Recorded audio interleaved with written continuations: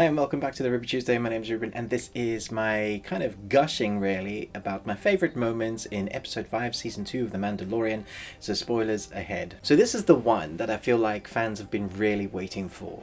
Ever since we heard AHSOKA Tano was going to be in this Mandalorian season 2, we've been waiting every episode. We're like, yeah, this is great, but give me AHSOKA Tano. And finally we get it with that amazing opening with her in the woods, her fighting a bunch of bad guys, shooting pew-pews at her, and we see how she disappears into the fog and the mist, and we see how she uses the force, that one moment where she slices through the tree, then uses that bit of tree to kind of knock out the other guy, how she uses the force to kind of make the person look that direction, you know, misdirection, and then kind of disappears into the force, into the mist, and reappears. And I was at that moment, my mouth was like, oh. I like her as an actress. I liked her in the Marvel TV series, but I wasn't sure that this was going to be awesome. I just didn't know.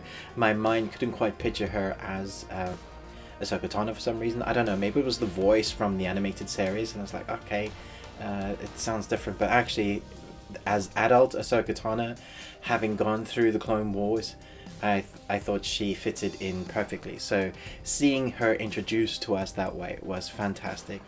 Obviously then we have the Mandalorian and not Baby Yoda arrive on this planet. He's looking for AHSOKA Tano and he gets dispatched to take out Ahsoka, which is brilliant. And there's also this spear that, you know, is his reward, you know, pure Mandalorian armor. So he pretends that he wants this, and so he goes and finds Ahsoka, and they have this like immediate kind of butting of heads. They fight each other because they haven't spoken yet, and you're like, oh, hang on a minute guys. Eventually he's able to back her down, and you see Ahsoka finally meet Baby Yoda, who is not Baby Yoda. So now Baby Yoda has a name. She's able to speak to Grogu somewhat, and they have this Jedi talk, I guess, in the Force, which I thought was awesome. She's kind of smiling, he's so cute, and we learn that Grogu is full of fear, that he has had to shut himself off from the Force, hide himself really, because obviously he's scared of what's going to happen to him. He went through some of the Clone Wars, so we understand now that what he saw, that he's been hunted, and he fears for his life, and so now he has this father figure as the Mandalorian, and so I was glad that they're finally coming to this moment in the storyline, but also sad because I definitely didn't want the Mandalorian and Baby Yoda or Grogu not to separate, because they just part and parcel. You know, this is when I watch an episode of Mandalorian, I now expect to see the species of Yoda, or the same species that Yoda is, with him. You know, that they are a duo. It's like a father and son kind of family that we have come to love. And so that idea that Grogu had to go with Ahsoka Tano, I was like, yeah, I understand that, but obviously she says that I can't train him because of that fear. So now he's tasked by Ahsoka to go to the Jedi Temple. And so my favorite moments obviously with Ahsoka would be her fighting the magistrate. That fighting was pretty damn awesome. I was wondering how she would even hold her own, but she's obviously very well trained. She's looking for her master, which I thought was interesting. She's obviously after that saber, I think, or there's a lot of history there. We didn't get any of the other storylines that are going around continue, but this is like massive story arc and building into that lore of what we would expect to happen.